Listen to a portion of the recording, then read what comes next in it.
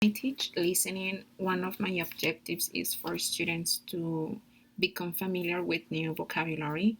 Now that I have been in this course, I realize that shouldn't be my main objective, but maybe it was the reason why I have been doing that is due to not focusing on students actually developing listening skills.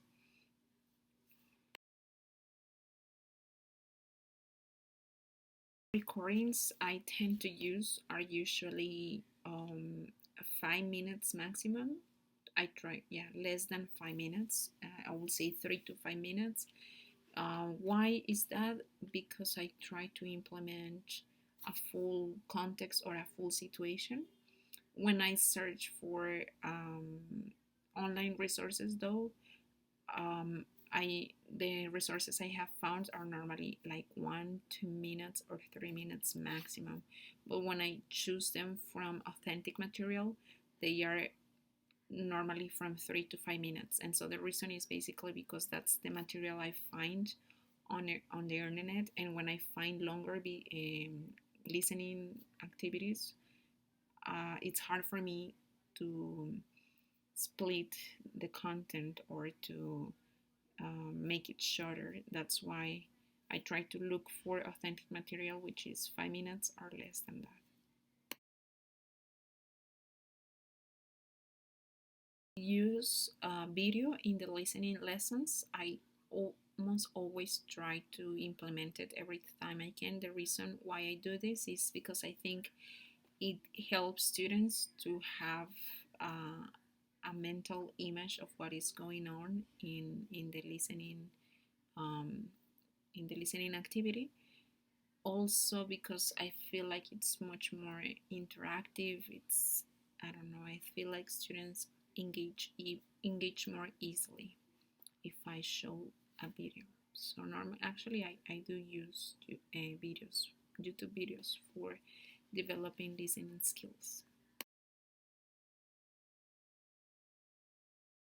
I teach online. I try to provide the same amount of listening activities as I used to provide when I had face to face lessons, as I started teaching online due to the pandemic, and now that we're in lockdown. So the students that I was teaching online are the same ones I had in the classroom.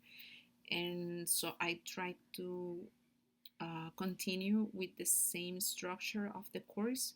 The only thing that happened is like I adapted the activities, but actually the listening activities were much easier to carry out online because since I was on face-to-face lessons, I provided the students with listening activities online already, and so basically it has been the same amount of listening activities on online classes.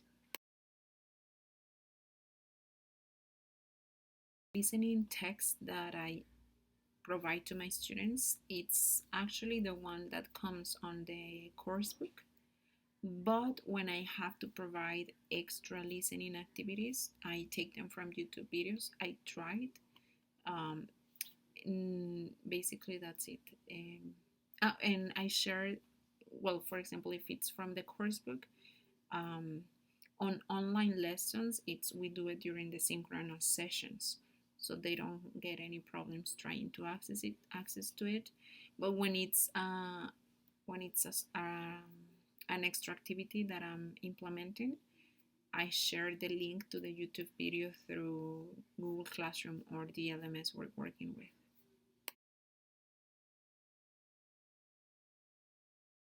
Tips for my peers. This is a technical tip that I would like to share. Is in the beginning I didn't know how to share my audio in the in the lesson. So I'm teaching using a platform like Zoom, and I didn't know that I could share the audio. So what I used to do was to unplug my headphones and then have students listen to my actual speakers. Now I know that there's an option to for us to share the audio, like when I'm teaching, I'm sharing the screen, and I can also click on the option which reads include audio system. So I didn't know that. It has helped me, but that's a technical tip that I can give. But also about teaching online itself, teaching listening, I will say it's similar to face-to-face lessons.